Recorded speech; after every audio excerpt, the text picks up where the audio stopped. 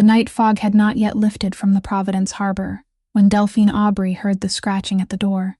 She was wiping down the last table in the closed café, a cup of coffee going cold at her elbow, the smell of scorched beans and wet rain filling the room. The glass rattled with each gust of wind. She opened the door not for the tall man standing silent beneath the awning, whose face she had not yet made out. She opened it for the dog, an enormous dog, soaked through, trembling in the cold, its sad eyes lifting to hers. "He's cold," she said softly, and nothing more. She knelt on the cold stone floor, dried his massive chest with her cleanest towel, then poured him a bowl of warm water. And that dog, the same dog that had vanished into the winter storm a year ago, immediately recognized her. Without a moment of hesitation, the massive animal laid its heavy head upon her knee and let out a long, familiar sigh, as if it had finally found its way back home. Salas watched from the shadows, his eyes narrowing, as the final proof of his months-long search unfolded right before him. Delphine did not know who the man in the shadows was. She did not know he had come to the café for reasons other than coffee. She did not know that in just 3 days he would set before her an agreement that could erase every debt she owed or bury her forever. She knew only one thing, the one thing she had always believed. A dog never chooses the wrong person. And tonight a dog had chosen her. She did not weep. She had not wept in 3 years. But when that stranger's large, scarred hand reached out and a low, rough voice rose from the darkness. "Do you have any idea what you've just done?" For the first time in a very long while, something in Delphine's heart stirred. "Before the story continues, please tell us one thing. Do you believe a dog can recognize a good person before humans can?" Leave your answer in the comments below. And if you enjoy stories about loyalty, healing, and people finding one another in the midst of life's storms, please hit the like button, subscribe to the channel, and turn on notifications so you won't miss the next heartfelt story. Now, let's return to Delphine, Salas, and Cesare, because their meeting on that rainy night was only the beginning. The man stepped out of the darkness beneath the awning, and the weak yellow light spilling from inside the diner fell across his face. Delphine looked up at him, but her eyes rested on that face for only a fleeting moment before lowering once more to the dog. He was tall and broad-shouldered, with black hair already touched by silver at the temples, and a faint scar running along his jawbone that even the dim light couldn't conceal. His eyes were steel gray, the gray of the sea before a storm. She should have been afraid. A woman wiser than she was would have locked the door and pretended the diner had already closed. But Delphine wasn't afraid of him because she was too busy drying the dog's drooping ears. And at that moment, there was no room left inside her for any fear beyond the worry that the animal might catch a chill. He watched her kneeling on the stone floor, watched the way her calloused hands moved gently over the wet fur, and something in his gaze changed, something so subtle it was almost impossible to see, as though he had suddenly found something he'd been searching for a very long time without ever knowing what to call it. "This dog belongs to me," he said, his voice low and rough, the voice of a man who wasn't accustomed to explaining anything to anyone. "His name is Cesare. He doesn't go near strangers." Delphine didn't answer at once. She stroked the enormous animal's head one final time before rising to her feet, her knees aching from the cold stone, then wiped her hands on her faded apron. "Then perhaps tonight he felt the cold more strongly than he felt a stranger," she said. He looked at her for a long time, so long that the silence grew heavy, and within that silence, Delphine could hear the rain tapping against the roof, the water dripping from his coat onto the floor, and the dog's steady breathing now that warmth had begun to return to its body. She thought he would thank her and lead the dog away. But he didn't. Instead, he reached into the pocket of his coat, withdrew a small cream-colored business card, and placed it on the wooden table between them. She lowered her eyes to it. There was no name on the card, no address, nothing except a telephone number embossed so delicately that it was almost invisible. "If the day ever comes when you need something," he said, "call this number." Delphine picked up the card, and it felt heavier than an ordinary piece of paper, as though something she didn't yet understand had been folded into its thin layers. "I don't need anything," she said, and it was the truth. Or at least she believed it was the truth at that moment. "Everyone thinks that," he replied, "until they do." Then he gave a soft whistle, and the enormous dog rose, slowly and reluctantly, turning its head to look back at Delphine once before quietly following its master toward the door. She stood beside the glass frame, the card still in her hand, and watched him descend the steps into the rain. Outside, beneath the blurred glow of the streetlights, a long, sleek black car was waiting, and beside it stood two men in dark coats, rigid as pillars, neither moving nor speaking, their eyes fixed on him, with a mixture of reverence and fear that Delphine had never seen anyone show an ordinary man. One of them opened the car door. The dog leaped inside first, then the man bent and climbed in after him, and the door closed with a deep, muffled sound. The car began to move, gliding through the rain like some enormous black beast, and only when its taillights had vanished completely around the corner did Delphine realize that her heart was beating fast, not from fear, but from a vague premonition that her life had just brushed against something far greater than herself.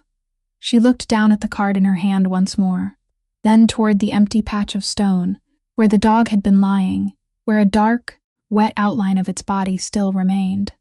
She didn't understand why her heart felt so hollow now that the animal was gone. She slipped the card into the pocket of her apron and told herself she would throw it away in the morning. That men who rode in cars like that never brought anything good into the life of a girl like her.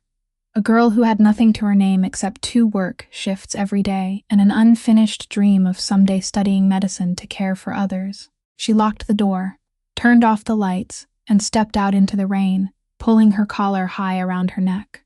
But throughout the walk back to her cramped rented room, amid the sound of the rain, and her own footsteps striking the wet sidewalk, she couldn't forget the sorrowful eyes of the dog, or the deep, rough question that still echoed through her mind like a prophecy she hadn't yet understood. Did she know what she had just done? And Delphine didn't know. She truly didn't know that, in only 3 days, the answer would come and knock upon the door of her life. About a 40-minute drive from the harbor, where the mainland stretched out into the sea in the form of a high rocky headland, the Renaud family estate stood silent in the rain, like a fortress risen from the very heart of the stone. Salas Renaud stepped through the heavy wooden door, removed his soaking wet coat, and handed it to a servant without saying a word, while Cesare followed close at his heels, leaving damp paw prints across the marble floor, still carrying the scent of rain and sea. In the great hall, a fire burned inside the massive stone fireplace, yet even its warmth wasn't enough to drive away the cold that had seeped into every layer of the walls, and the other 2 mastiffs, Bruno and Vesta, lifted their heads when he entered, their tails striking the floor once before they settled into stillness again. They were the only creatures in this house that had never been afraid of him, and they were also the only creatures he could love without effort. Salas stood before the fireplace, holding his large, scarred hands toward the flames, but his thoughts weren't there. His mind remained at the little café near the harbor, where a woman had knelt on the cold stone floor and dried his dog without knowing who he was, without showing fear, without hoping to receive anything in return. During the 11 years he had ruled the family, he had grown accustomed to people looking at him with calculating eyes, the eyes of those who were always measuring what they might take from him and how much they would have to pay for it. And he had learned to read the intentions behind such gazes as quickly as another man might read a newspaper. But the woman he had met that night had been different.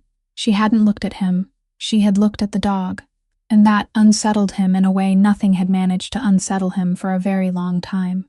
Corbin, the aging guard who had first served his father and then served him, entered the hall and waited at the threshold with the patience of a man who knew when silence was wiser.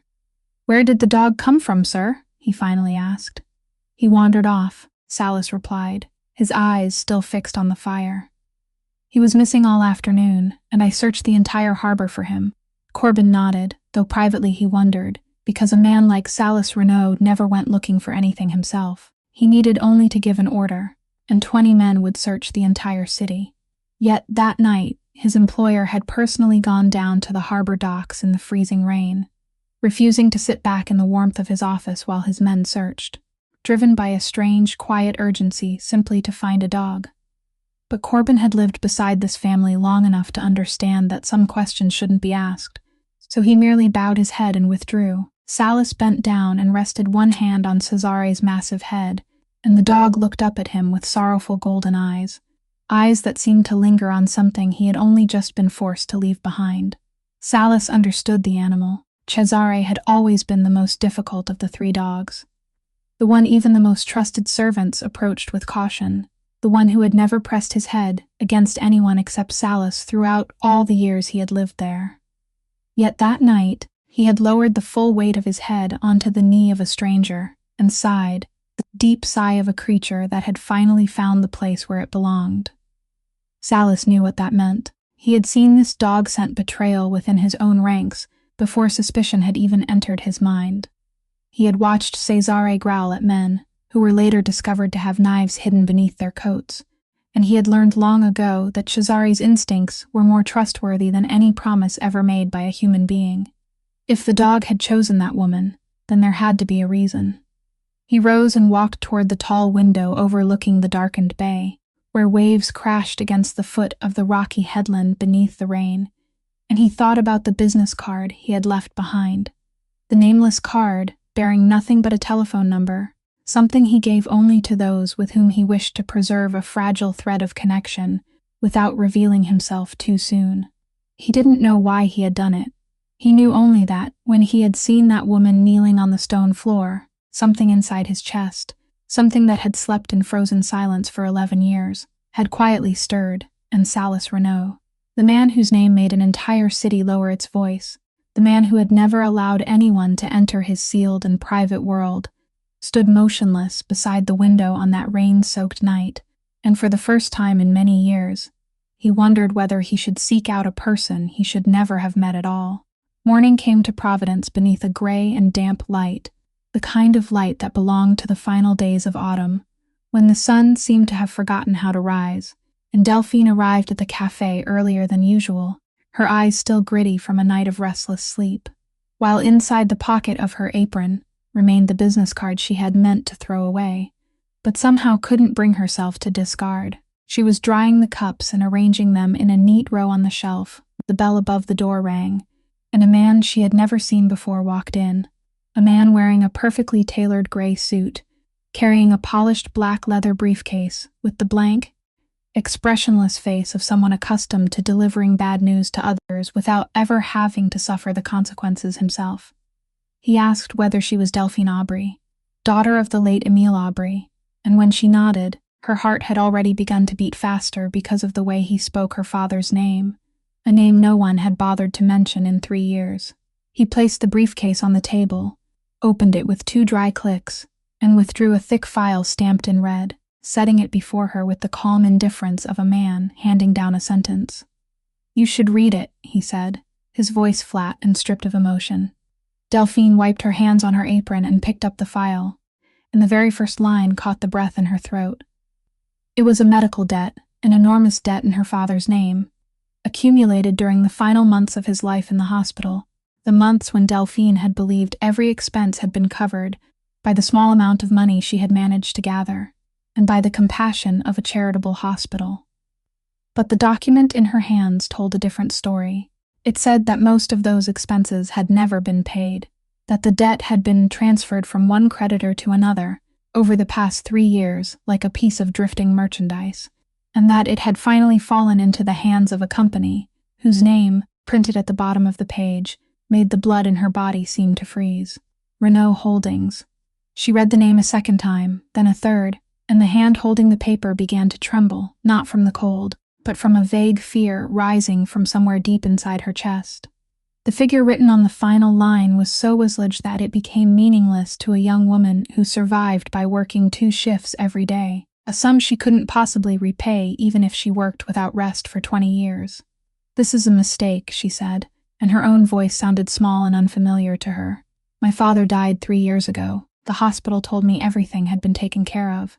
The man wasn't moved in the slightest." "There is no mistake, Miss Aubrey," he replied. "Every document is valid, every signature is in order, and this debt is now the lawful property of my client." He took another business card from the briefcase and placed it on the table, and when Delphine looked down, she recognized the same elegant cream color as the card resting inside her apron pocket, except this one bore the name of a law office. "My client is a generous man," he continued, his voice suddenly softening in a carefully calculated way. "He is willing to discuss terms.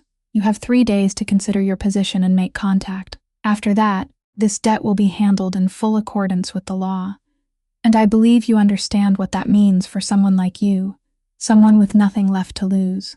Then he closed the briefcase, bowed his head to her with cold politeness, and walked out of the café, leaving Delphine standing motionless among the rows of cups and the bitter smell of coffee burning on the stove, which she had completely forgotten.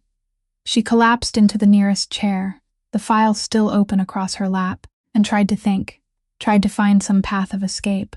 But her mind kept circling around a single question she couldn't answer. Her father had been a quiet man, an insignificant accountant who had lived a small and solitary life, a man who had never been connected to anyone powerful or influential. So how, through how many different hands, had the debt bearing his name finally found its way into the possession of the man whose eyes were gray like the sea before a storm, the man whose dog had rested its head upon her knee only the night before? Delphine didn't believe in coincidences.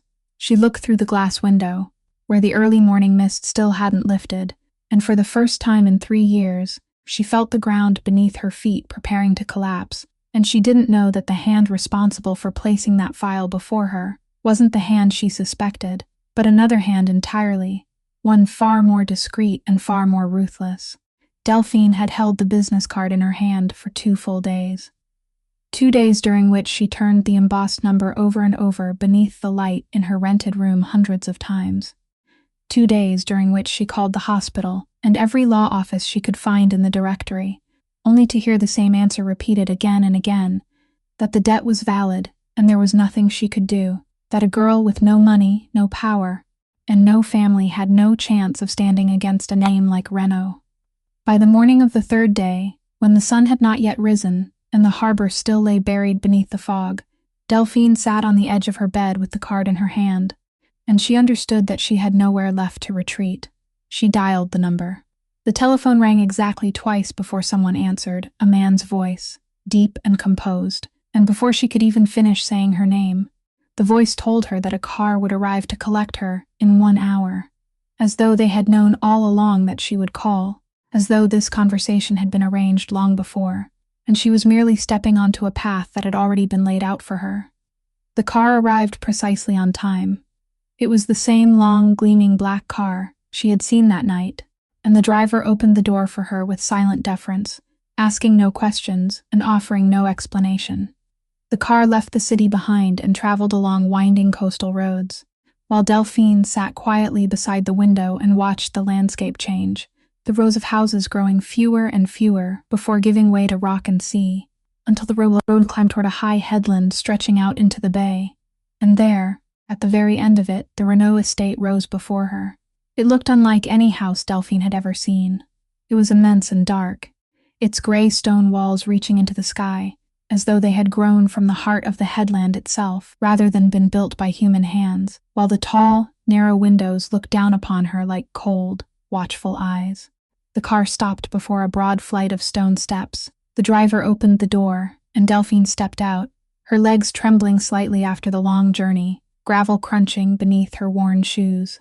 The air was different there, thick with the scent of the sea and damp stone, and a cold wind swept in from the bay, making her pull her collar higher around her neck. The heavy wooden door at the top of the steps slowly opened, and a woman emerged to stand upon the threshold. She was no longer young, but she wasn't old either, her silver-white hair arranged neatly in a high twist, her posture straight and slender beneath an expensive dark dress, and a small strand of pearls rested around her neck. But it wasn't the woman's elegance that caught Delphine's attention. It was her eyes, sharp and cold eyes that missed nothing, traveling over Delphine from the edge of her faded wool hat to her old shoes, and within that gaze there was not the slightest trace of kindness, nor even the ordinary contempt one might have expected, but something else entirely, a tense and guarded vigilance, as though the woman wasn't looking at a poor girl who had come to settle a debt, but at a threat that had just crossed the threshold of her home. "You're late," the woman said, her voice flat and cold as stone. Delphine lifted her head and met those eyes directly, and although confusion stirred inside her, she kept her voice steady. "The road was bad, Mom," she replied. The woman studied her for another moment, a moment so long that the air between them tightened like a violin string on the verge of snapping. Then she inclined her head slightly, not in greeting, but as though continuing her assessment, and said, "The road is always bad. People must plan accordingly. Then she turned away and uttered only one word. Inside, Delphine followed her across the threshold and into the vast, freezing great hall, where her breath formed thin white clouds in the air, and she could feel the woman's eyes still following her, even though she was walking ahead, could feel that wary attention clinging to the back of her neck like a current of cold air. She didn't understand. Who was she in this woman's eyes that she deserved to be regarded that way? She was only a debtor, a waitress with nothing to her name. So why did this aristocratic woman look at her as though she carried a dangerous secret of which even she herself was unaware? And as she crossed that frozen great hall behind the straight-backed figure of the silver-haired woman, Delphine couldn't have imagined that the answer to that gaze was already buried in her own father's past, a past she had never been allowed to know.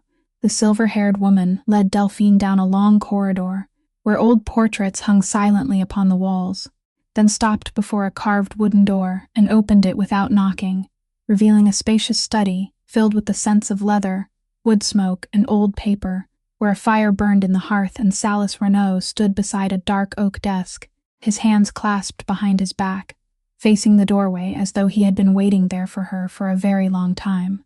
The woman left Delphine inside and closed the door behind her with a soft sound, and in the moment when only the two of them remained, Delphine realized that this was the first time she had looked directly at his face in full light. In the warm glow of the fire, the harsh, stone-carved lines of his features seemed to soften, if only for a fleeting second.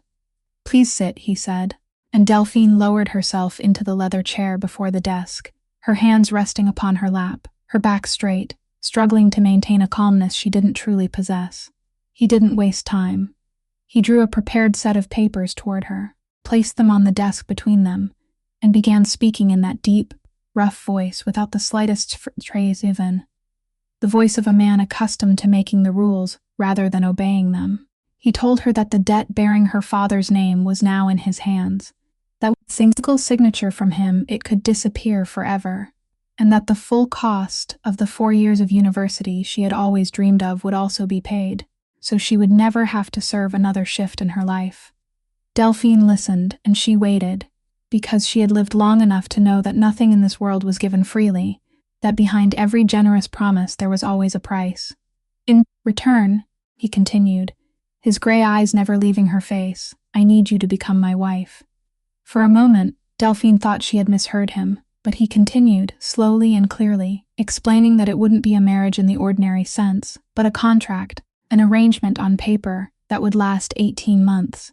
He needed the respectable name of a wife, an unblemished face standing beside him beneath the watchful eyes of his family and those waiting for him to stumble, so that the question of succession could be settled, and the whispers silenced that an unmarried man like him wasn't stable enough to hold what his father had left behind. She would live in the estate, play the role of his wife in public, and ask no questions about his business. At the end of 18 months, she would leave with enough money to live a free life, without debt and without anyone knocking on her door in the middle of the night. "I ask nothing more of you," he said, "and I won't touch you." Delphine sat in silence for a long time, staring at the papers on the desk, at his large, scarred hand resting beside them, while images rose in her mind of her leaking rented room, the calls from the debt collectors, and the dream of becoming a healer she had folded away and buried for 3 years. She knew she had almost no choice. But there was one thing she wouldn't trade, even if it meant losing everything else. "I have one condition," she said, and her voice was so steady that even she was surprised. Salas raised one eyebrow and waited. "If I sign this paper," she continued, "you must never lie to me. You may keep many things from me. I know there are matters in this house I shouldn't ask about, and I won't ask, but anything you choose to tell me must be the truth. I have spent my entire life surrounded by other people's lies, and I would rather have one small truth than one grand promise made beautiful with false words." For a fleeting moment, something very old and deeply guarded shifted within his gray eyes, as though no one had ever asked of him anything so simple and yet so difficult. "I may keep many secrets from you," he replied after a long silence, "but I won't lie to you. That is the only thing in this house I can promise." Delphine held his gaze for another moment, then took the pen he offered her, and her hand remained steady as she lowered it to the final line and signed her name. At that very moment, the faint tapping of claws sounded against the wooden floor, and the enormous dog named Cesare quietly entered the study through the partially open door, walked around the desk, and lay down beneath Delphine's chair rather than at his master's feet, resting his heavy head upon the top of her foot and releasing a long, satisfied breath. Salas looked at the dog, then at the woman who had just signed her name, and a feeling he couldn't name rose within him, because his dog had chosen her once again, and he had learned long ago that Cesare had never chosen wrongly. On her first night at the Renaud estate, Delphine couldn't sleep. She had been shown to a room on the second floor, a spacious room with a large bed and heavy velvet curtains, far warmer than the rented room she had grown accustomed to. But its very unfamiliarity kept her restless, and after lying awake for hours listening to the waves crashing against the base of the rocky headland beyond the window, she finally rose, wrapped a thin robe around herself, and stepped into the dark corridor in search of a cup of warm water. At night, the house seemed even more immense and silent, the portraits on the walls reduced to dark shapes, and Delphine's footsteps echoed softly against the cold stone floor as she made her way downstairs, following a pool of golden light spilling from a partially open door at the end of the hall. She meant to pass by, but then she stopped, because through the narrow opening she heard a voice, and that voice left her motionless, because it was gentle, low and warm and so tender that she couldn't believe it belonged to the same man who had placed that cold contract before her earlier that afternoon. Delphine remained close to the doorframe and looked inside. In that small, warmly lit room, Salas Renaud was kneeling on the floor, the sleeves of his shirt rolled high enough to reveal strong forearms covered in scars, and before him lay an old dog, neither Cesare nor either of the other two mastiffs, but a smaller animal whose fur had turned silver around its muzzle, one of its hind legs injured and resting upon a folded towel.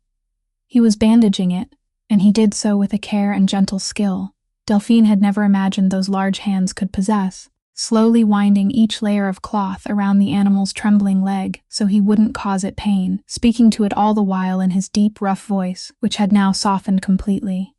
"It's all right," he told the dog. "Almost finished. You're the toughest old fellow I know. You're doing well." The old dog looked up at him through eyes clouded by age, and gently licked his wrist, and Salas didn't pull his hand away. He merely lowered his head until his forehead touched the animal's silvered head for a moment, a gesture so quiet and intimate that Delphine felt as though she were witnessing something private that she had no right to see. She stood silently beside the doorframe, her heart beating slowly and heavily, and realized that the man inside this room wasn't the man she had believed him to be.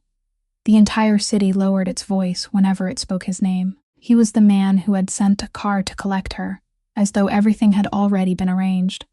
The man who had purchased her fate with a single signature, and yet here he was, kneeling on the floor in the middle of the night to care for an old dog when no one was watching, when there was no one for whom he needed to perform, and no advantage for him to calculate.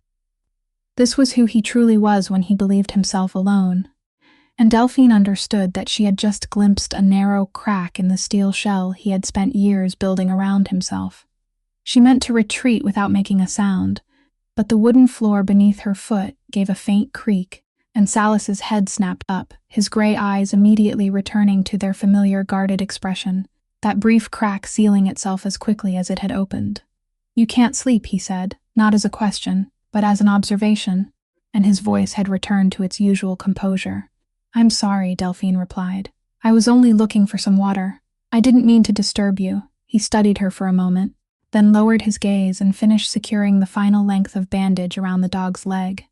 "His name is Fen," he said without looking up, his voice softening again despite himself. "He was the first dog I ever raised, back before I had to carry this family on my shoulders. He's old now. His legs are weak, and he falls often." Delphine stepped closer, slowly knelt on the other side of the old dog, and gently stroked its silvered head. Fen looked up at her, then pressed trustingly into the palm of her hand.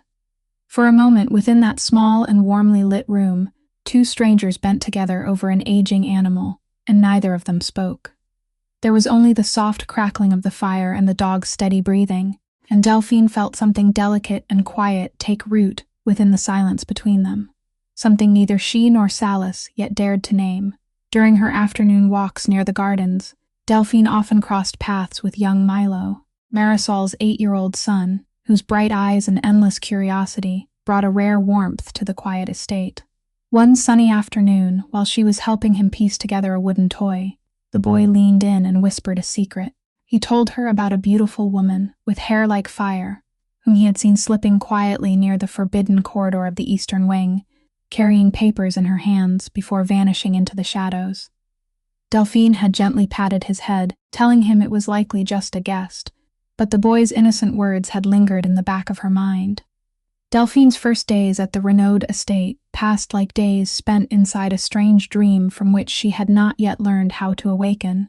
A waitress who had suddenly been given a private room, servants who brought meals to her, and even an entire new wardrobe that the housekeeper quietly hung inside her closet without asking what she wanted. But among all those unfamiliar things, what surprised her most, and what set the entire household whispering, was the dogs. Salis Renaud's 3 enormous mastiffs were known throughout the estate as fierce and unapproachable animals. They obeyed him alone and greeted everyone else with guarded growls, to the point that even servants, who had worked there for many years, pressed themselves close to the walls whenever the dogs passed. Yet from the day Delphine entered the house, all 3 seemed to change. Bruno, the massive male with the broad, powerful chest, began following her silently from room to room like a shadow, and whenever she sat down, he pushed his heavy head into her lap, demanding to be stroked. Vesta, the clever female with bright eyes, waited outside Delphine's door every morning, and when Delphine opened it and stepped into the hall, the dog lifted her head and looked at her with a happiness she had never shown anyone else.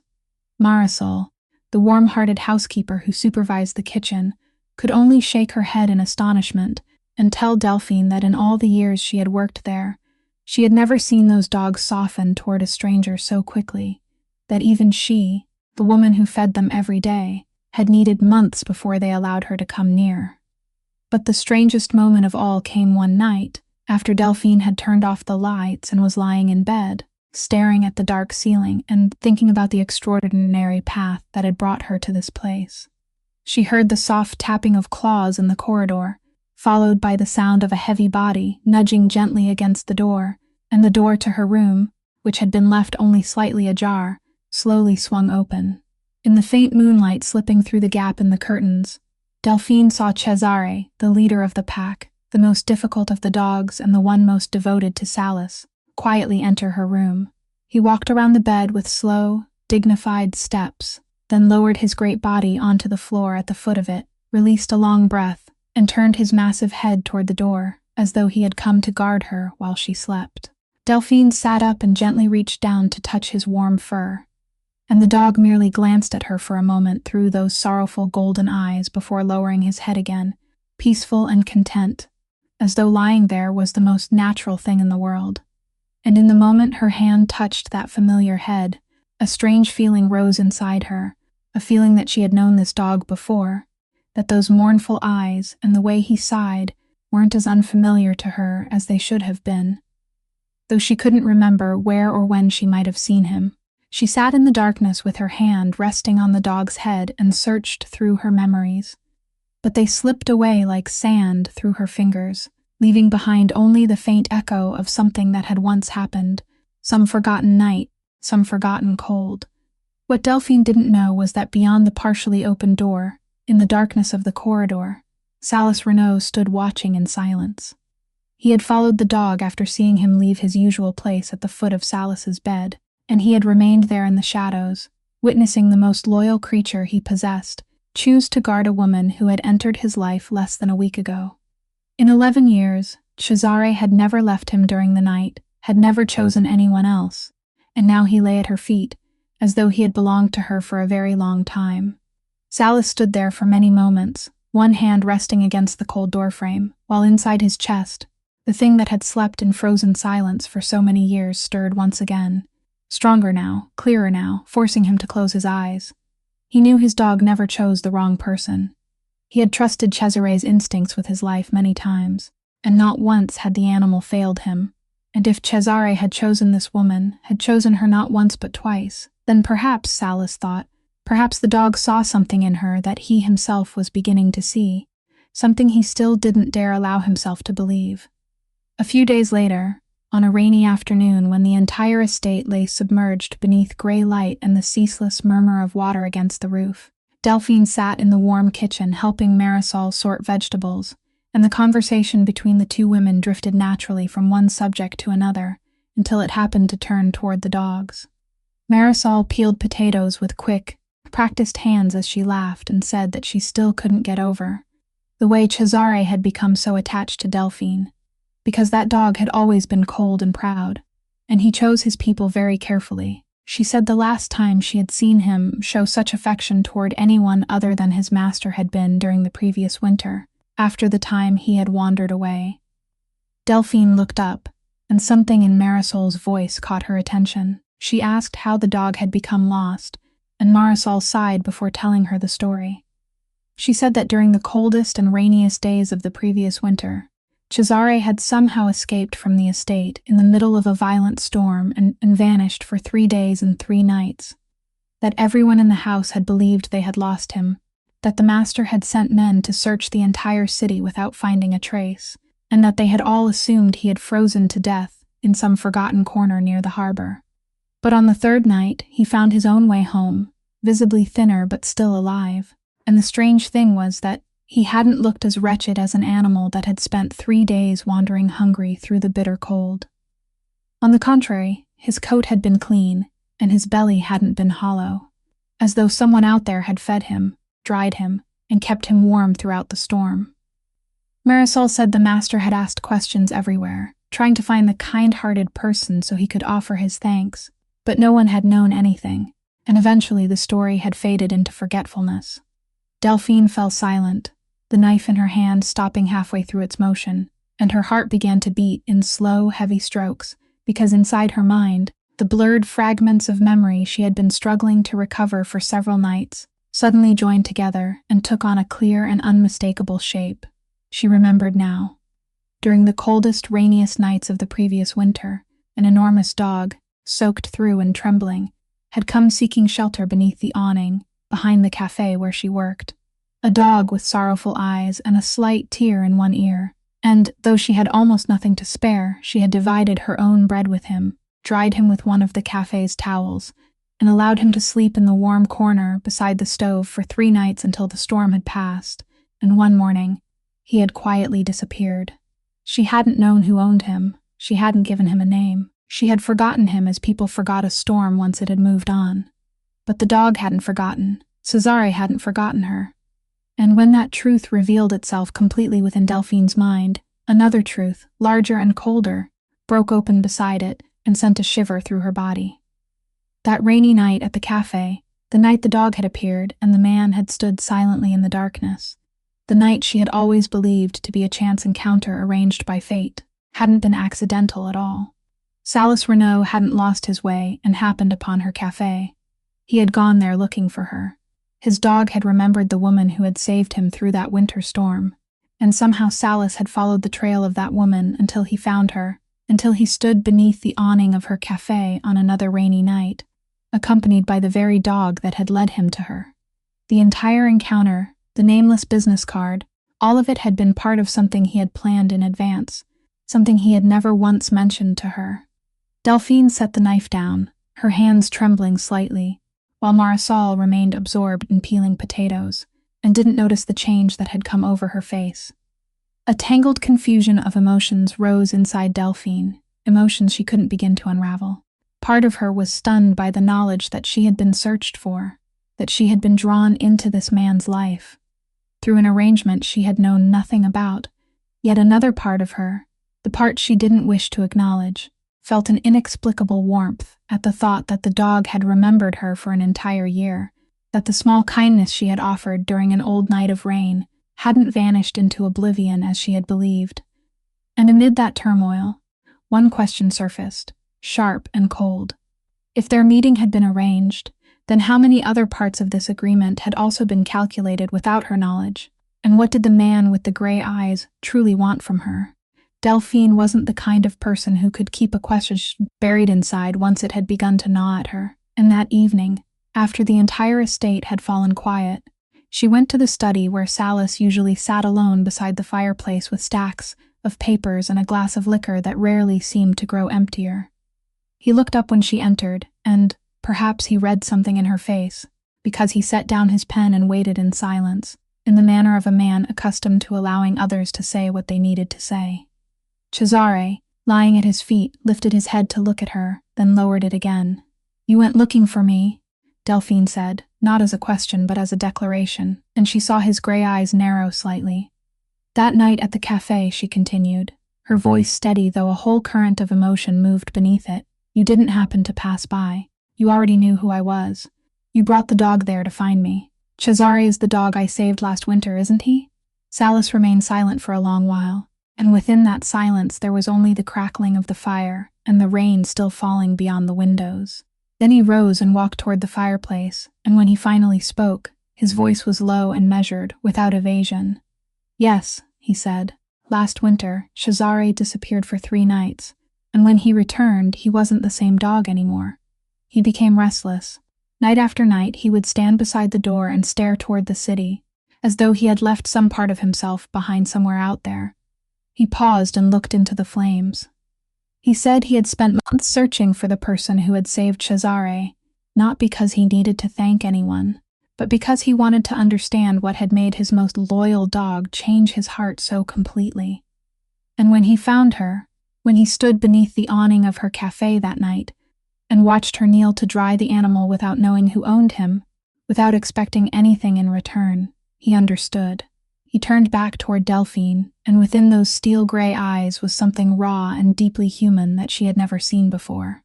He told her that he had spent his entire life in a world where no one gave anything, without calculating what they might gain or lose, where even smiles were a form of currency, and that he had learned not to believe in kindness, because he had never encountered a kindness that didn't carry a price.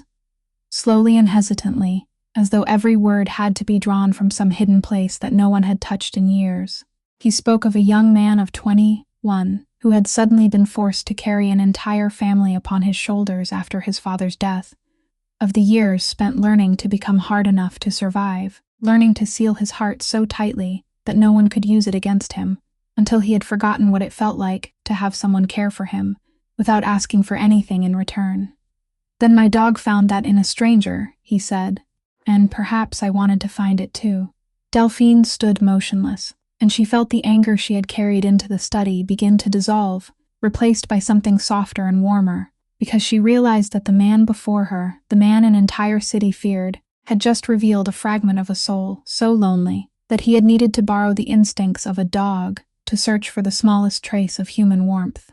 Quietly, she told him that she too had been lonely all her life, that she understood what it meant to close herself away, so no one could hurt her, and in that moment, amid the firelight and the sound of rain, the distance between two strangers suddenly narrowed into something fragile and warm that neither of them yet dared to name. But just then, Delphine felt a current of cold air along the back of her neck, the unmistakable sensation of being watched, and when she turned toward the study door, which remained slightly open, she saw Odette, Salis's mother, standing silently in the darkened corridor. The silver-haired woman didn't speak and didn't enter. She simply stood there, watching Delphine with the same sharp, cold suspicion she had shown from the first moment on the stone steps. And now there was something else within that gaze, a wariness that had deepened into distrust, as though the sight of her son opening his heart to this woman was the most dangerous thing she had ever witnessed. Then she quietly turned away and disappeared into the darkness of the corridor, leaving Delphine standing there with a new uneasiness beginning to take root inside her, because she understood that no matter how much the distance between herself and Salis might narrow, there was still a pair of eyes within the house, waiting for her to stumble. A few days later, Odette hosted a dinner at the estate, one of the formal gatherings the Renaud family still used to receive people of influence within their world, and Delphine was required to appear as Salis's fiancée, playing precisely the role defined by their agreement. She wore a simple dark gown the housekeeper had prepared for her, arranged her hair neatly, and entered the grand dining room with a straight back and a composed stride, even though every nerve inside her was drawn tight, because she knew she was stepping onto a stage where every pair of eyes would be watching and judging. The long table was covered with a white cloth that gleamed beneath the candlelight, and among the elegantly dressed guests, Delphine immediately noticed a woman she had never met, yet some instinct warned her to be cautious. A stunningly beautiful woman with fiery red hair flowing over her bare shoulders, pale skin, and lips painted a deep crimson, seated near the head of the table as though that place had always belonged to her. The moment Delphine's eyes met that flame-colored hair, her heart tightened, because she remembered young Milo's innocent account of the red-haired woman who had been wandering near the forbidden corridor, and she understood that this was the woman he had seen. Marisol leaned close and whispered that her name was Séverine, that she had been involved with the master many years before, a relationship that had ended, though the woman herself seemed never to have truly gone away. Dinner began, and Séverine wasted little time before striking. She raised her wineglass and smiled sweetly, then, in a melodious voice edged like a razor, began making remarks that sounded casual, though every sharpened point was aimed directly at Delphine. In front of the entire table, she asked about Delphine's background, pretended to be surprised when she learned that Delphine had once worked as a waitress, then sighed with exaggerated sympathy, and remarked that these were unpredictable times indeed, when someone could go from serving coffee to walking straight into an estate like this, and that fate certainly had a remarkable way of opening doors. She lingered over every word, painting before the guests the image of a poor, opportunistic girl who had somehow maneuvered her way into the bed of a powerful man. And around the table, some guests smirked while others lowered their eyes to their plates, as Odette sat at the head of the table and observed everything through cold, penetrating eyes that revealed nothing. Delphine felt heat rush into her face, felt the humiliation of being diminished before a room full of strangers, and for one moment she nearly buckled beneath the weight of those cruel words. Then she thought of her father, of all the years she had carried every burden alone without collapsing, and of the promise she had once made to herself that no matter how harshly life cornered her, she would never bow her head and beg anyone for pity. She lifted her gaze, looked directly into Séverine's eyes, and answered in a voice of astonishing calm that she saw nothing shameful in the work that had kept her alive, that serving another person a cup of coffee with her own honest hands was far more respectable than sitting idle and living off the reflected glory of a man who no longer wanted her. The entire table suddenly fell silent, and Delphine continued, her tone still gentle, though every word carried an edge, saying that she believed a woman of genuine worth had no need to diminish others in order to elevate herself, and that sometimes the most beautiful thing upon a person's face was kindness, something no powder or lipstick could ever create. The smile on Séverine's lips stiffened for a fleeting moment, and a flash of anger appeared in her eyes before she managed to conceal it. At the opposite end of the table, Salas, who had remained silent and watchful from the beginning of the meal, suddenly felt something surge within his chest that he hadn't experienced in 11 years. A hot rush of anger and an instinctive need to rise and shield someone, to destroy the cruelty being directed at his woman, and even he was startled by the force of that emotion. He set down his wineglass with slightly more force than necessary and cut through the conversation with a single cold declaration, stating that his fiancée wasn't a subject to be used for anyone's amusement, and the authority in his voice was enough to silence the entire table and force Séverine to hold her tongue. But when Delphine lowered her eyes to her plate, she noticed something that sent a cold shiver down her spine, because from the corner of her eye she saw Séverine, rather than seething like someone who had just been defeated, smiling faintly, a brief and mysterious smile, not the smile of a woman who had been humiliated, but the smile of a hunter who had finished studying her prey and was satisfied with what she had discovered, the smile of someone plotting something far greater than an insult delivered across a dinner table. After that dinner, a sense of unease clung to Delphine like a thin mist she couldn't drive away, and the longer she remained at the estate, the more she realized that beneath the solemn, cold appearance of the house flowed hidden currents she couldn't see but could feel, much as one sensed an approaching storm through the heaviness gathering in the air. She began to notice small things she had previously overlooked. There was a man who often came and went from the estate at late hours, a man named Tancredi, whom everyone in the house called Tank, Salas's right-hand man, a broad-shouldered brute, with a smile that always seemed fixed upon his lips. though his eyes never smiled with it. Delphine had disliked him from the beginning, and now she found him increasingly suspicious, because several times, when she couldn't sleep and wandered through the corridors at night, she had caught him standing in a dark corner, speaking urgently into the telephone in a low whisper, and whenever he noticed her, he abruptly ended the call, offered her a false smile, and moved away, leaving behind an atmosphere she couldn't describe with any words except quiet danger. And it wasn't only Tank. Delphine also noticed a change in the way the servants looked at her and at one another.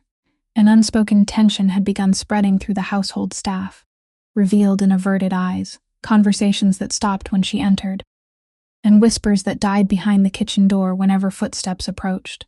Even Marisol, the warmest and most open-hearted woman in the house, sometimes became unusually thoughtful, and once when Delphine asked whether something was wrong, she merely sighed and said that there had been many complicated matters among the adults lately, and that Delphine would be better off attending to her own concerns, an evasive answer that only left her more confused. But what troubled her most happened one afternoon, when she was asked to carry a stack of documents to Salas's study while he was away, and as she placed them on his desk, her eyes accidentally fell upon a thick ledger that had been left open, a book filled with rows of figures that she assumed recorded the family's expenses.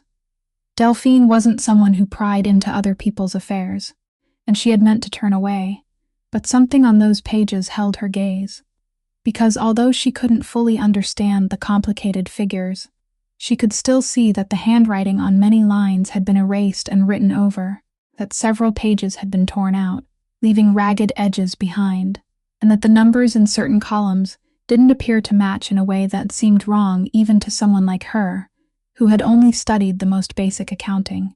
Her father had once been an accountant, and though he had taught her very little about his profession, she still remembered him saying that numbers never knew how to lie, only people forced them to lie, and that when a ledger contained too many erasures, it was a sign that someone was trying to conceal something. Delphine quickly set down the stack of papers and left the study, her heart beating fast, telling herself that perhaps she was imagining things, that none of this concerned her, that the agreement had clearly stated she wasn't to ask questions about Salas's work. But the uneasy instinct inside her refused to settle. That night, she lay in bed with Cesare keeping watch at her feet, staring at the dark ceiling as she pieced together every small fragment she had seen. Tank and his secret telephone calls, the red-haired woman wandering near the forbidden corridor, before slipping away with several sheets of paper, the hidden tension among the servants, and the ledger marked by suspicious erasures.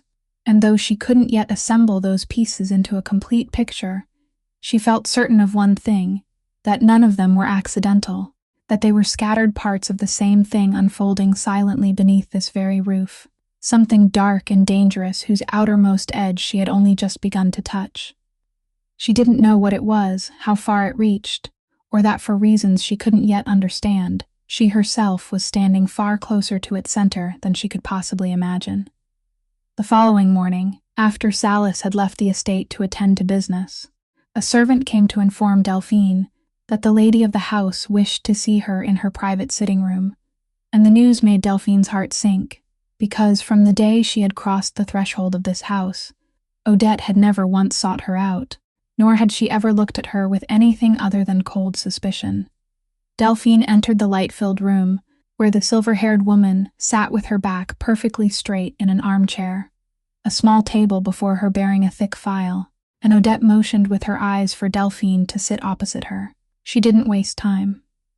In her usual flat and cutting voice, Odette said that the time had come for Delphine to learn who she truly was in this game, that she had ordered an investigation into Delphine from the moment the young woman entered her home, because she wasn't the kind of person who would allow a stranger to draw close to her son without first uncovering every detail of that stranger's past. Then she pushed the file toward Delphine. Delphine opened it, and what she saw made her entire body turn cold. The documents concerned her father, Emile Aubrey, the quiet man she had always believed to be nothing more than an insignificant accountant who had lived a small and solitary life. But the file told a different story. It said that many years earlier, when Delphine was still a child, her father had worked as an accountant, not for any ordinary company, but for the Vale family, the Renaud's longtime rival organization. The people who had fought this family for control of the harbor across 2 generations. Her father had kept their books, had known their secrets, and had been involved far more deeply than a daughter like her could ever have imagined, until he withdrew, took his family away to live in hiding, and kept everything buried until the day he died. Delphine sat frozen, her trembling hands turning one page after another, while the entire world she thought she understood shattered beneath her feet. But Odette hadn't finished. In a cold voice, she showed Delphine something even more horrifying: the medical debt bearing her father's name, the debt that had driven her to the Renaud estate, the debt that had become the chain binding her to this agreement, was false.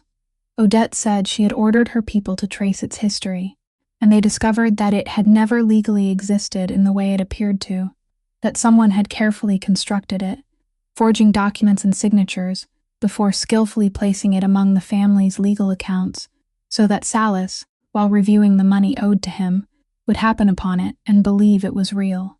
Whoever had built that trap had calculated everything. They had known that because of Salas's nature, when he discovered that the woman who had saved his dog was burdened by a debt owned by the Renaud family, he wouldn't allow her to fall into the hands of debt collectors. He would find a way to bring her into the estate, into the very heart of the family. Delphine felt the room spin around her as the terrible truth revealed itself in full. Everything, from the rainy night at the café to the marriage agreement, hadn't been an arrangement created solely by Salas as she had believed, but a trap set by a third hand, a trap that had exploited his own kindness, turning the rare trace of compassion still alive within that cold man into a tool for bringing her, the daughter of someone who had once served the enemy, directly into the center of the Renaud family. Salas hadn't known the debt was false. He had believed he was rescuing a desperate woman, had believed he was doing one of the few decent things he had ever done in his life, never realizing that someone had deliberately used that very kindness as bait. And she, Delphine, was merely an innocent piece moved across a board she hadn't known existed, a single thread within a web whose shape she still couldn't see. She raised her eyes to Odette, and for the first time she understood why the woman had regarded her with such suspicion from the very first moment. Because in Odette's eyes, Delphine wasn't a poor girl who had come to repay a debt, but a threat bearing the name Aubrey that had slipped into her home by a path far too suspicious to ignore. "Who did this?" Delphine asked, her voice hoarse. "Who would want to bring me here, and for what purpose?" Odette studied her for a long time, and for the first time, a flicker of hesitation passed through those sharp, cold eyes. Then she quietly replied that this was precisely what she was still trying to discover, and that if Delphine was truly as innocent as she appeared, then the two of them were now standing together in a danger far greater than anything Delphine could imagine.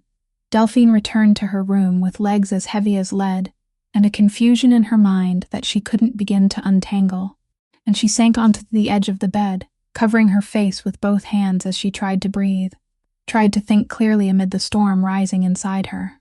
All her life, she had been moved about by other people, driven by circumstance toward places she had never chosen, and now she had learned that even the greatest turning point of her life, that rainy night at the café that had seemed like fate, had been nothing more than a calculated move in the game of someone whose face she had never seen. She thought of the agreement she had signed, and she remembered a condition Salas had made clear from the beginning, that if any part of their arrangement was founded upon a lie, she had every right to end it and leave with enough money to begin a new life, free, without debt and without obligation.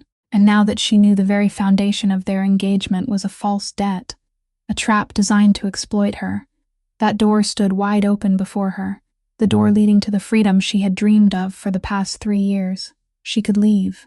She could walk away from this house filled with secrets and danger, from people she couldn't understand, from the dark game into which she had been unknowingly drawn, and no one could blame her, because she had never chosen to enter it. With that thought, Delphine rose, pulled her old suitcase from the closet, and began to pack. She folded the few clothes she had brought from her former rented room, the meager belongings that truly belonged to her, among an entire wardrobe of expensive garments she had never considered her own, then gathered the wooden comb her mother had left behind, the worn book she still read every night, and the small possessions that had accompanied her through so many years of wandering. Her hands worked mechanically while her heart grew heavier, and she tried not to think, tried to convince herself that this was the right thing to do, that a sensible woman would choose freedom and safety, rather than remain in the midst of a danger without a name. But just as she folded the last item and reached to close the suitcase, a faint sound came from the bedroom door, the sound of claws gently scratching against the wood, once, then twice, slow and sorrowful. Delphine's hand stopped, and she turned toward the doorway. The door stood slightly open, and Cesare was there, the enormous dog with sorrowful golden eyes, the dog who had come to her during an old night of rain and had chosen her not once, but many times. He didn't enter. He simply stood upon the threshold and looked up at her. Then his gaze moved toward the packed suitcase on the bed before returning to her face. And within those mournful eyes was something that tightened painfully around Delphine's heart, a quiet and resigned sadness, as though the animal understood, as though he knew she was preparing to leave and had come to look at her one final time. A small whimper rose from his throat, a sound Delphine had never heard that proud dog make. Then he slowly approached, rested his heavy head upon the suitcase as though trying to hold it in place, and looked up at her with a wordless plea. Delphine stood motionless, one hand still resting on the lid of the suitcase, and she felt all her determination dissolving beneath the dog's gaze. She thought of young Milo and his laughter in the warm kitchen, of kind-hearted Marisol, and of the man who had knelt on the floor in the middle of the night to bandage an aging dog when no one was watching, the man who had believed he was rescuing her, without knowing that he too was a victim of the same trap. If she left now, she would be free, that was true, but she would leave behind innocent people who were being targeted by some unseen and sinister hand, and she would abandon a dog that had loved her with all the simple loyalty in his heart. Slowly, she lifted her hand from the suitcase. She knelt and wrapped her arms around Cesare's massive head, pressing her cheek into his warm fur, and she heard the animal's heart beating slowly and steadily beside her ear. "No," she whispered, speaking as much to the dog as to herself. "I can't leave yet." And in that moment, in the room with the half-packed suitcase lying upon the bed, Delphine understood that she had made a choice her mind called foolish, but her heart knew was the only right one. That night descended upon the Renaud estate with an unusually heavy silence, the kind of silence Delphine would later understand as the stillness before a storm, and she lay in bed with her half-packed suitcase still resting in the corner of the room, Cesare keeping watch at her feet as he did every night, when suddenly that quiet was torn apart by a tremendous crash from downstairs, the shattering of glass, then the pounding of running feet, urgent shouts, and the entire house jolted awake in panic. Delphine sprang upright, her heart hammering, and Cesare immediately surged to his feet as well, his entire body rigid, the fur along his neck standing on end, while a deep and threatening growl unlike anything she had ever heard rolled from his throat. Someone was shouting somewhere below. Furniture was being overturned, and the heavy footsteps of strangers were flooding into the house, and Delphine understood at once that the estate was under attack, that the nameless danger she had sensed for so long had finally arrived, no longer a collection of scattered fragments, but a real storm battering down the doors and forcing its way inside. The first thought that flashed through her mind amid the panic was of young Milo and Marisol, and for an instant her heart tightened with fear for them. But then she remembered that the kitchen and the servants' quarters stood in a separate wing at the rear of the estate, far from the main house, and that careful Marisol had taken her son back there to sleep before nightfall, safely removed from the violence now unfolding, and that knowledge steadied Delphine enough to think about what she needed to do. She opened her bedroom door slightly and looked into the corridor, and in the dim light she saw unfamiliar shadows advancing up the staircase, men whose faces she didn't recognize, and she quickly stepped back, her heart feeling as though it might burst from her chest. Cesare planted himself directly in front of her, between Delphine and the doorway, his enormous body becoming a living wall, and when one of the strangers kicked the door open and charged into the room, the dog didn't hesitate. He lunged forward, a roaring mass of muscle, throwing himself between Delphine and the danger, forcing the attacker backward in alarm, and defending her with every measure of his strength and loyalty. In the chaos of that moment, amid the violent crashes and struggling shadows, Cesare threw himself in front of her, shielding her from the intruder. The massive dog staggered under the heavy clash, a low whimper escaping his throat as he collapsed to the floor, his dark coat stained with red. Yet, even wounded, he struggled to keep his body between her and the danger. And in that instant, something rose inside Delphine that was stronger than fear. There was an opening for her to escape. The staircase behind her was clear, and she could have run down it and fled outside, saving herself as reason screamed at her to do. But she didn't run. She couldn't abandon the dog who had chosen her twice, the dog who had just used his own body as a shield for hers. Delphine rushed forward, dropped to her knees beside Cesare in the middle of the chaos, wrapped her arms around his massive head, and covered him with her own small body. She screamed for help, her voice filled with desperation and fierce resolve. She wouldn't leave this animal, even if remaining meant sacrificing her own safety. It was at that very moment, while Delphine knelt amid the danger, with the wounded dog in her arms and no thought for herself, that Salas appeared at the far end of the corridor. He had raced upstairs after hearing the commotion, and the sight before him stopped him for one brief moment, even in the middle of the crisis, because he saw the woman who had been given every chance to escape, the woman who only hours earlier had been packing her belongings to leave him forever, now kneeling in the midst of danger, using her own body to protect his dog, choosing to remain instead of fleeing. No declaration of love could have spoken more clearly than that single act, and Salas, even as cold fury drove him forward to defend his home, felt something inside his chest break open and blaze to life, a truth he could no longer deny. He and his men quickly subdued the attackers and drove them from the estate, and when the chaos finally settled, he crossed the wrecked corridor toward Delphine, who was still holding Cesare tightly in her arms, tears streaming down her face without her even realizing it. And when their eyes met over the wounded body of the dog, something between them had changed forever. After that horrifying night, once Cesare had been taken away to have his wounds treated, and the entire estate was still reeling from the shock, Salas immediately launched a relentless investigation to uncover whoever had dared attack him inside his own home. Because a raid that bold couldn't possibly have happened without help from someone on the inside, someone familiar with the estate, who had opened the way for the intruders. His men quickly discovered that the attackers belonged to the remnants of the Vale family, the old rival organization Salas had believed to be in decline for years.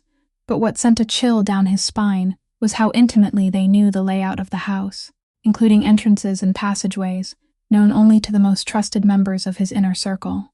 As each link in the chain was uncovered, every clue eventually led back to a name that left both Salas and Delphine stunned, though for entirely different reasons.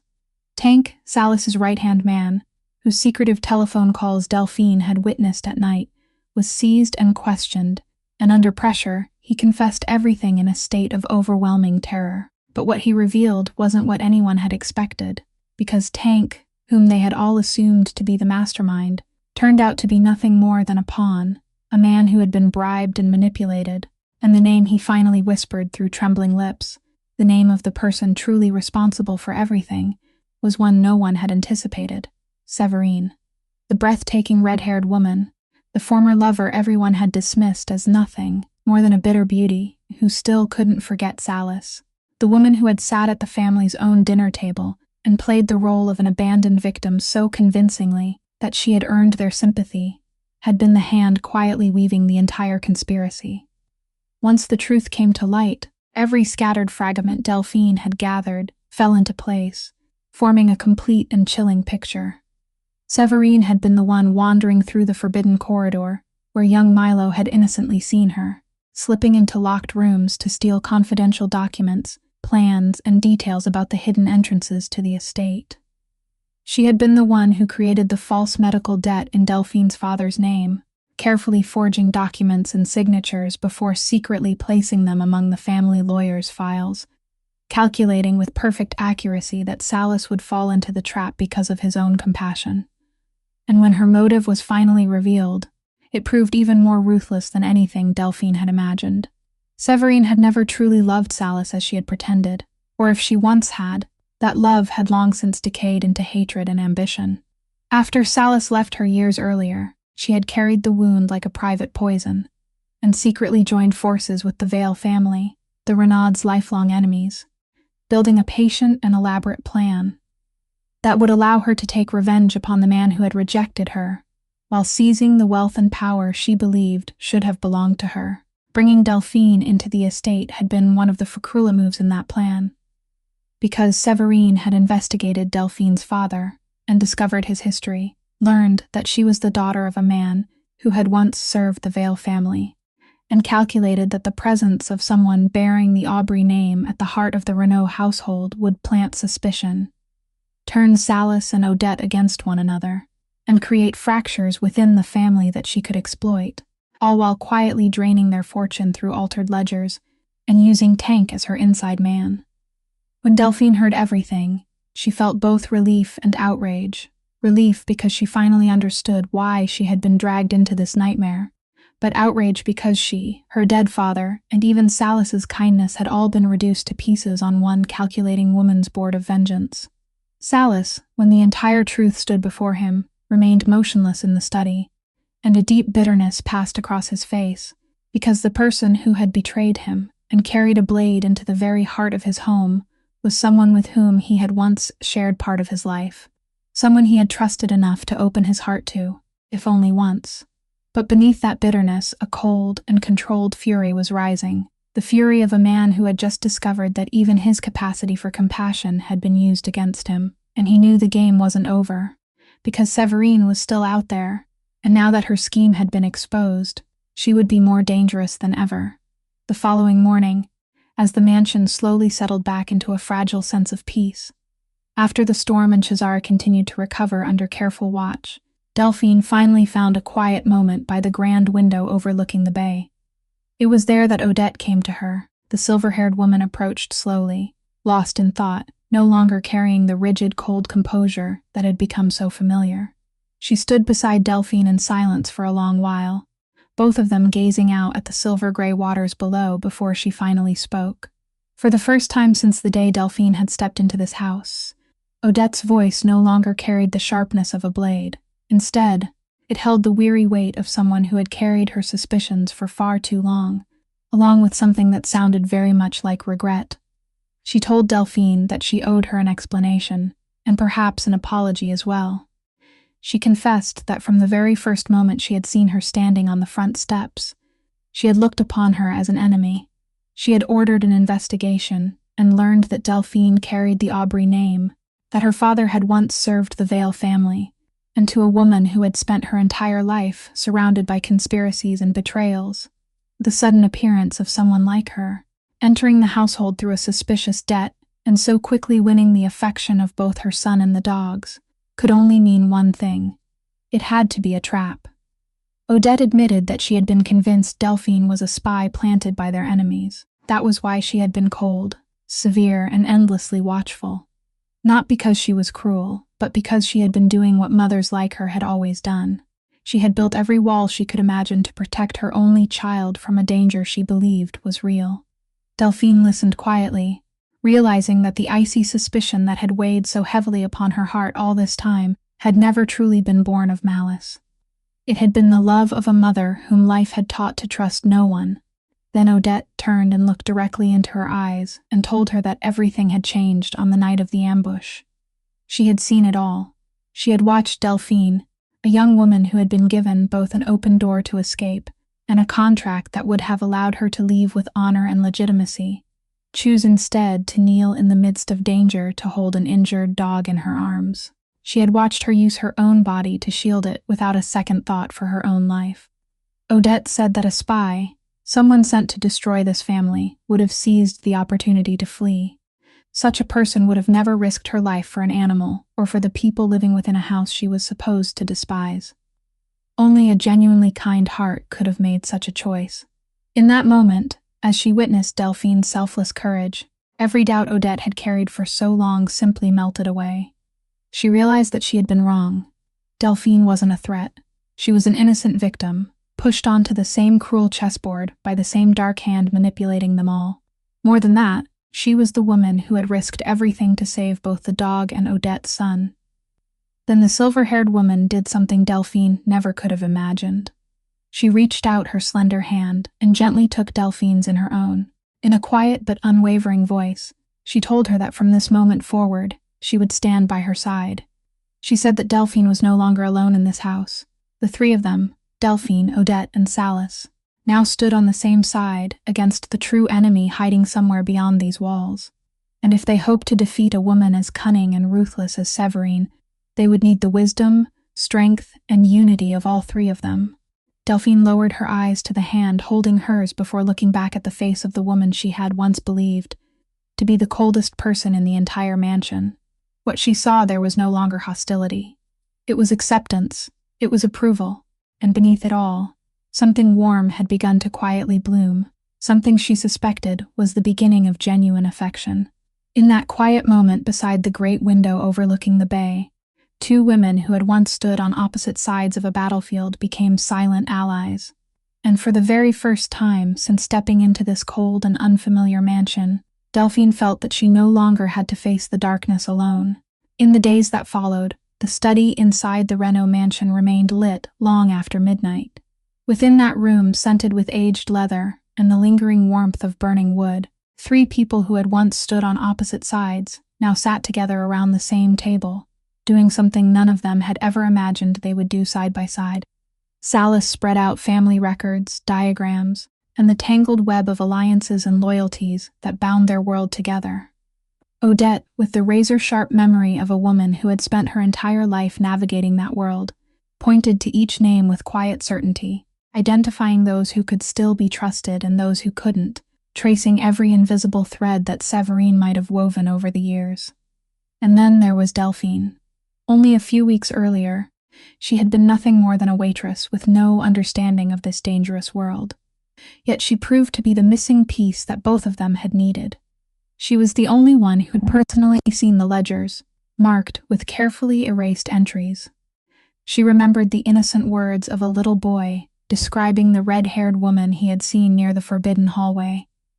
And flowing through her veins was the wisdom passed down from her father, an accountant who had taught her one simple truth: numbers never lie, only people make them lie.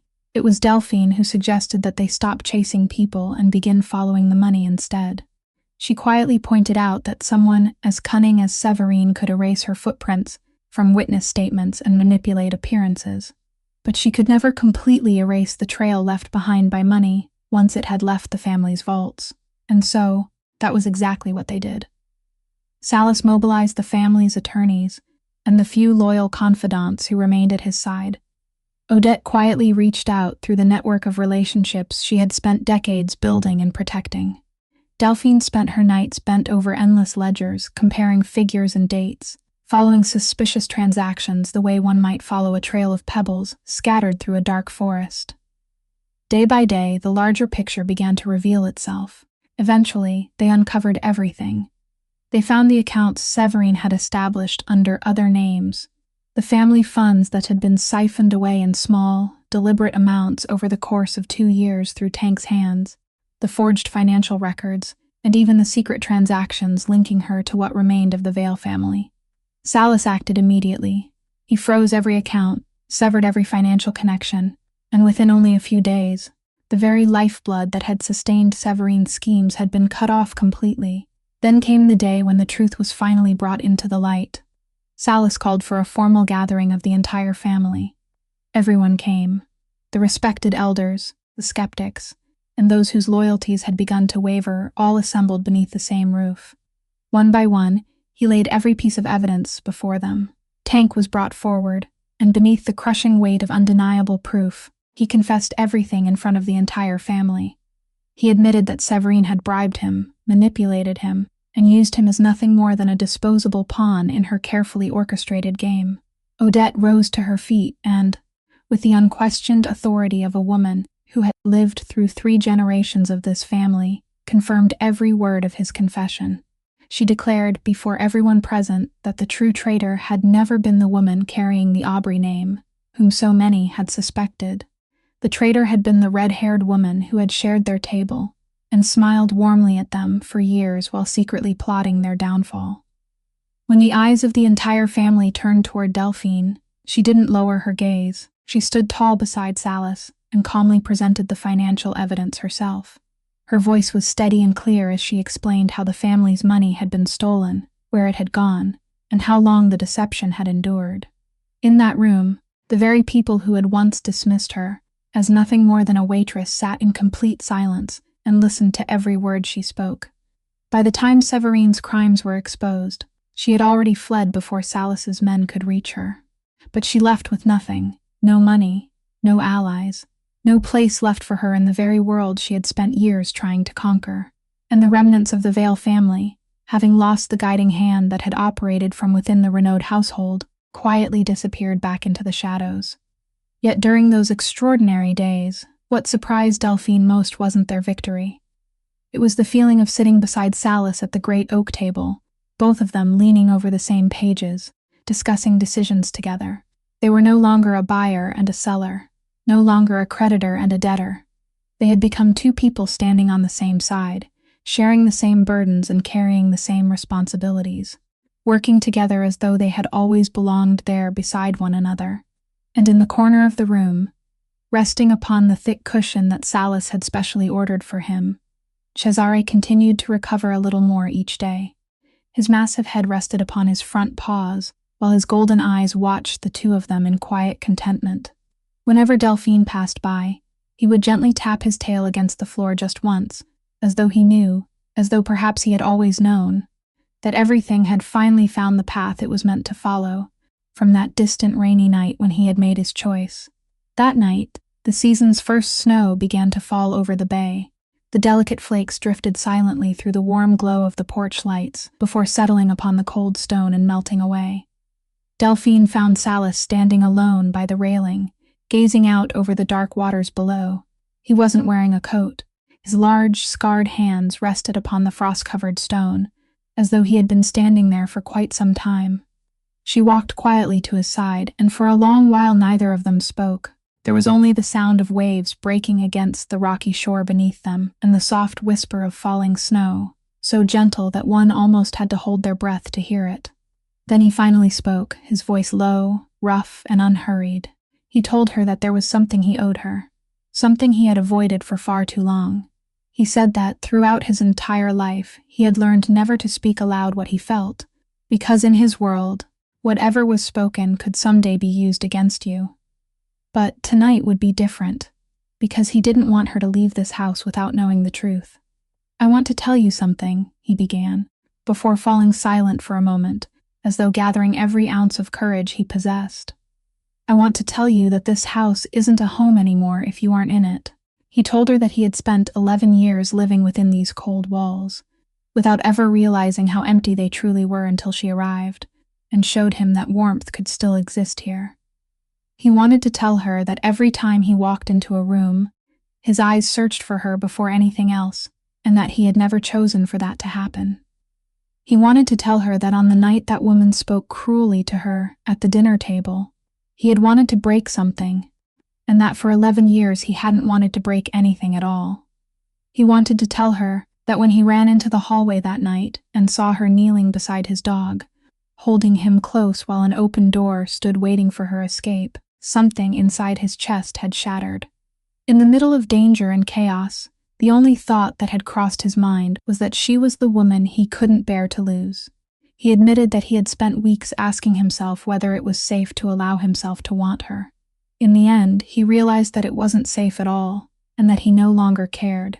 He turned to look at her. Snow had gathered upon his shoulders and settled into his dark hair streaked with silver. The steel-gray eyes that met hers no longer carried a single layer of protection or restraint. "I want to tell you that I love you," he said quietly. "I didn't choose to love you, but I do." Delphine stood perfectly still as she felt something ancient and unyielding within her begin to crack apart. The shell she had built around her heart over the past 3 years was finally breaking, piece by piece. Softly, she asked him whether he remembered the only condition she had set, on the day she signed that contract, that he would never lie to her. He nodded. For the first time since arriving at this house, her voice trembled as she spoke. She told him that throughout these past months, everything surrounding her had been built upon lies. The debt had been false. Their meeting had been orchestrated. Even their marriage had been nothing more than a trap set by someone else. Yet among all those lies, there had been one thing that was undeniably real. He had kept his promise. Not once had he ever lied to her. She told him that she had spent her entire life living among other people's lies, and somehow, the one man feared by an entire city had become the only person who had never deceived her, not even once.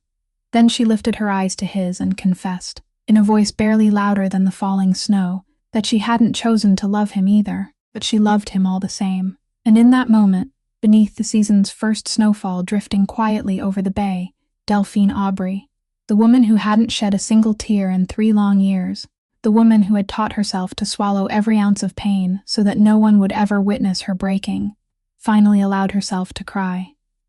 Tears rolled slowly down her cheeks, warm against the winter cold, and she didn't wipe them away because she was tired of denying herself the right to weep. Salas raised his hand, and those large, scarred fingers touched her face so gently that she could barely feel them as he brushed away her tears with the same tenderness she had once seen him show an aging dog late at night. He said nothing more. He simply drew her into his arms, and for the very first time in her life, she allowed herself to be held without fear. At that very moment, the soft sound of claws tapping against snow-covered stone broke the silence. Cesare, still recovering from his injuries, had quietly made his way onto the porch in search of them. Without hesitation, he pressed his massive, warm body against their legs and rested his head between them, in the way only a dog can, when it has decided that these are its people, and that no one in this world will ever take them away from him again. Many years passed along the Providence harbor, and the gray stone mansion that once stood upon the headland, cold and impenetrable like a fortress, had become something entirely different. It had become a true home. The doors of the western wing that had once remained tightly shut now stood open to welcome the morning sunlight. Laughter echoed from Marisol's kitchen each day, and the rich scent of freshly baked drifted through hallways that had once known nothing but silence and the sound of footsteps upon stone. Delphine eventually completed the nursing degree she had folded away and abandoned for 3 long years. She went on to work at a small clinic downtown, where the hard-working people of the harbor came seeking her care. Not one of them could quite believe that the gentle woman, bandaging their hands and listening patiently to their stories, was the wife of the man whose name had once caused an entire city to lower its voice whenever it was spoken. Little Milo, with his bright eyes and unruly hair, grew into a tall and capable young man. The childhood dream he had once spoken of, sailing among the ships beyond the harbor, came true in a way even he hadn't imagined. He became the overseer of the family's docks, carrying responsibilities that suited both his heart and his character. Whenever his mother, Marisol, spoke of her son, her eyes would always grow misty. She would say that if Delphine hadn't sat beside him all those years ago, helping him study and encouraging him to stay in school, he never would have become the man he was today. When Cesare fathered his final litter of puppies, Milo asked to keep one of them for himself. The little dog had dark fur and the same soulful eyes as his father. Milo named him Aubrey, after the woman who had changed the course of his life. When Delphine heard the name, she quietly turned her face away and pretended not to be moved by it, but she was. She was moved far more than she would have ever admitted. Odette spent the final years of her life in the sunlit room overlooking the bay in the eastern wing, a room Delphine herself had chosen for her. The silver-haired woman who had once seemed so cold never once spoke the words thank you aloud. Yet over time, through countless small gestures and quiet glances, she found her own way of telling her daughter-in-law how deeply grateful she truly was. Delphine had given something back to her that she thought had been lost forever. She had returned to her a son who knew how to smile again, something Odette hadn't seen within those walls for more than a decade. And Cesare grew old. The dark fur around his broad muzzle gradually turned silver. His once powerful strides slowed with time. In the afternoons, he would stretch out upon his favorite cushion beside the fireplace in the study, his golden eyes half closed as he watched over his 2 beloved humans. Then one winter evening, as snow once again drifted quietly over the bay just as it had so many years before, the old dog gently rested his heavy head upon the top of Delphine's foot, exactly as he had done in the study on the day she signed the document that changed all of their lives forever. Salas knelt beside him and placed his large, scarred hand upon the warm curve of his back. Together, they remained there with him until his final breath slipped quietly into the soft crackling of the fire. They buried him beneath a tree overlooking the sea, where the harbor winds whispered through its branches. Every summer thereafter, white flowers bloomed upon his resting place as though the earth itself remembered him with tenderness. Many years later, on another snowy evening, Salus's hair had turned completely white, and delicate blue veins traced the backs of Delphine's aging hands. They sat together once more in the warmth of the study. At their feet slept the last living descendant of Cesare's bloodline, dreaming peacefully by the fire while the sea beyond the windows continued its eternal song, just as it had sung for thousands of years. He reached for her hand. She gently squeezed it in return. Neither of them needed to speak. Everything that truly mattered had already been said on that snowy night long ago, upon the stone porch overlooking the bay. There was only one thing, Delphine whispered, so softly that it was almost a breath carried away by the firelight. The sea has always known when the tide is about to turn. People simply don't stop long enough to listen. Dogs are the same way. They always know who belongs to them, long before we understand what our own hearts are trying to tell us. Salus smiled quietly in the darkness. Outside, snow continued to fall upon the dark waters of the bay, peaceful and unhurried, covering in white the roots of the old tree, where a faithful dog slept beneath the earth. Thank you for staying with us until the final words of this story. If Delphine and Salus's journey touched your heart, we'd love for you to like this video, share it with those you cherish, and subscribe to our channel for more heartfelt and unforgettable stories waiting to be told. We'd also love to hear your thoughts. What kind of woman do you believe Delphine was, and which moment in her journey moved you the most? Please leave us a comment below. Every word shared from the heart is a gift that means more than you know. We wish you and your loved ones good health, peace, and joy in the days ahead. Until we meet again, take care, and we'll see you in our next story.